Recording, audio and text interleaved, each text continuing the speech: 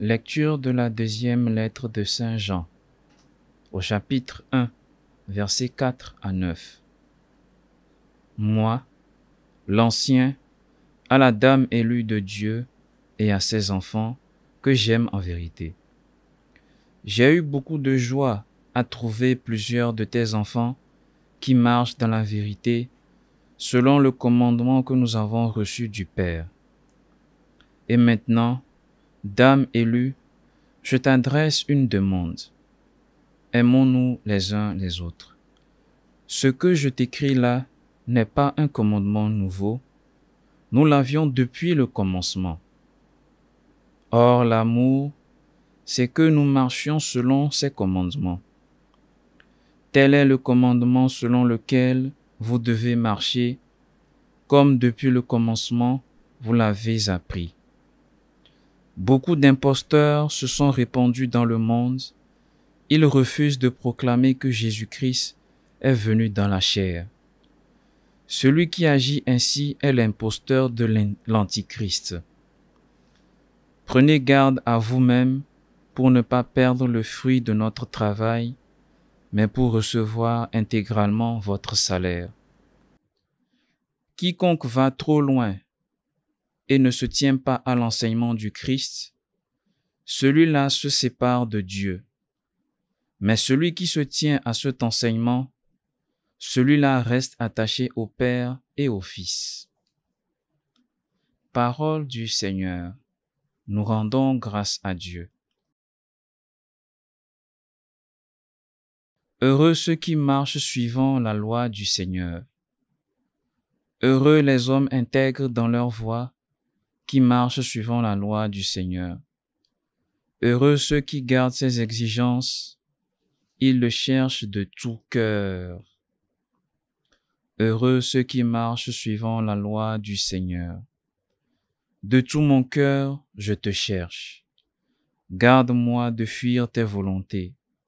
Dans mon cœur, je conserve tes promesses, pour ne pas faillir envers toi.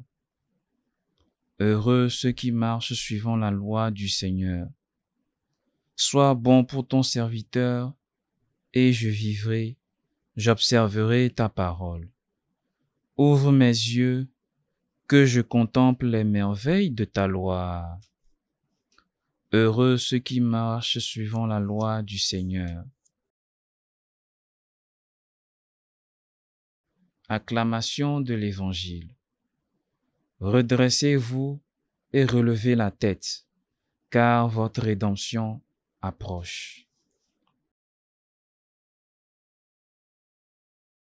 Évangile de Jésus-Christ selon saint Luc.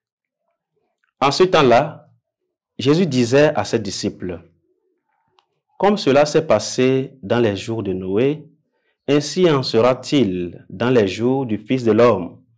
On mangeait, on buvait, on prenait femme, on prenait mari, jusqu'au jour où Noé entra dans l'arche et où survint le déluge, qui les fit tous périr. Il en était de même dans les jours de Lot. On mangeait, on buvait, on achetait, on vendait, on plantait, on bâtissait. Mais le jour où Lot sortit de Sodome, du ciel tomba une pluie de feu et de soufre qui les fit tous périr.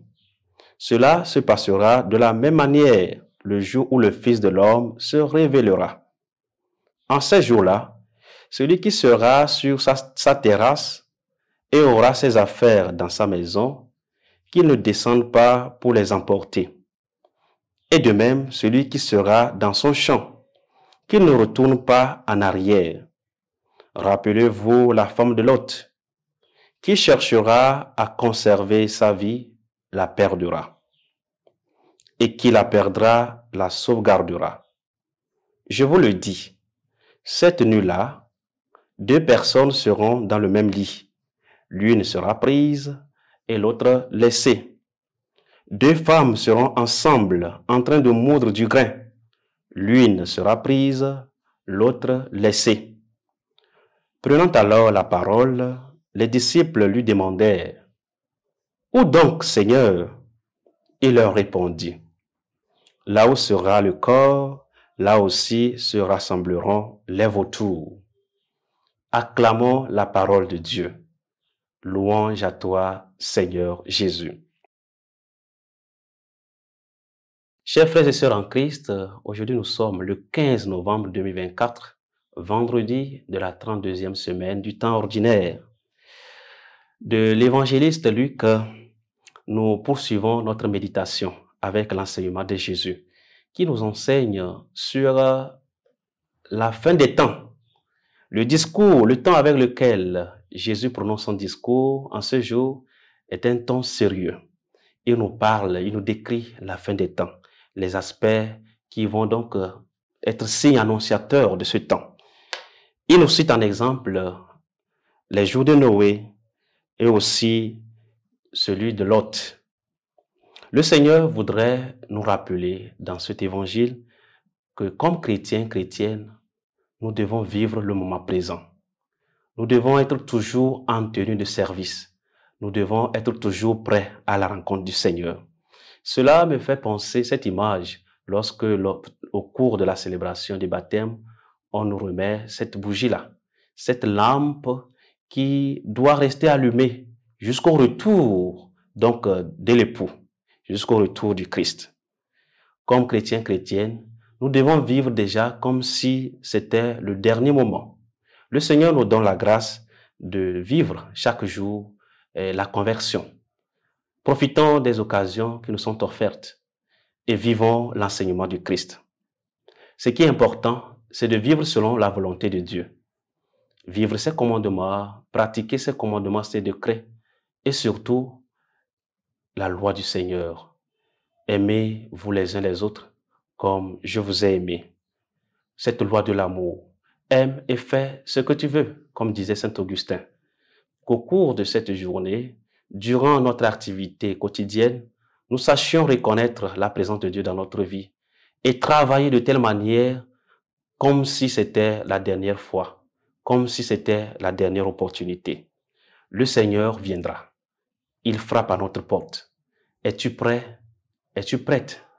Chers frères et sœurs, que le Seigneur nous donne cette grâce-là de la conversion quotidienne afin de nous trouver dignes en tenue de service en vivant toujours comme des fils de Dieu, comme des fils des Lumières, au nom du Père et du Fils et du Saint-Esprit. Amen.